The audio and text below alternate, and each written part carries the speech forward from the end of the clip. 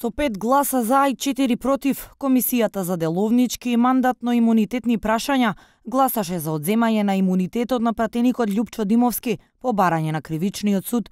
Одлуката на комисијата председателот Павле Богоевски треба да ја достави до собранискиот спикер Талат Џафери, кој пак треба да закаже пленарна седница на која пратениците со просто мнозинство од 61 глас ќе одлучуваат дали екс-министерот за земјоделство ќе остане пратеник или ќе му биде одземен имунитетот.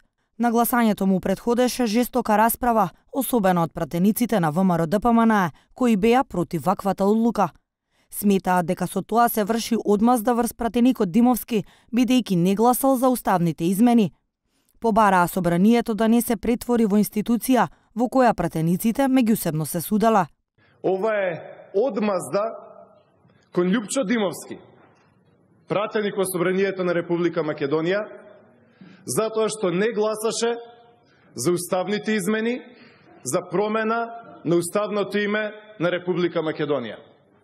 И вие и јас, Павле Богоевски и колеги од СДСМ, знаеме дека понудата до Љупчо Димовски беше да гласа за уставните измени за промена на уставот и дека ќе куртули од политички прогон.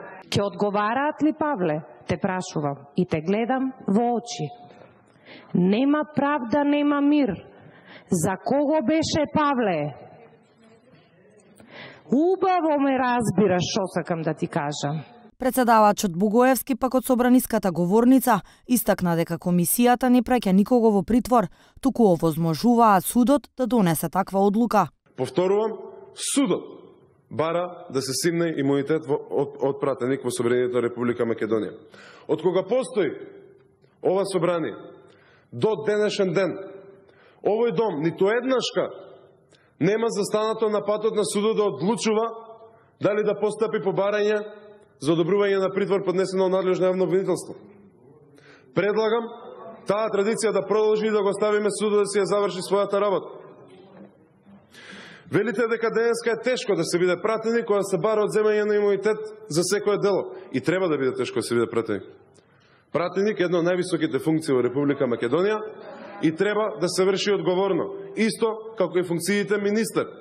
Љупчо Димовски заедно со уште двајца поранешни министри за земјоделство, Михаел Цветков и Ацо Спасеновски, како и поранешниот заменик министер Кристијан Делав, се под истрага за злоупотреба на службена положба и овластувања при доделување на земјоделска помош и давање под закуп државно земјоделско земјиште, со што предизвикале штета од над 1,4 милиони евра на буџетот.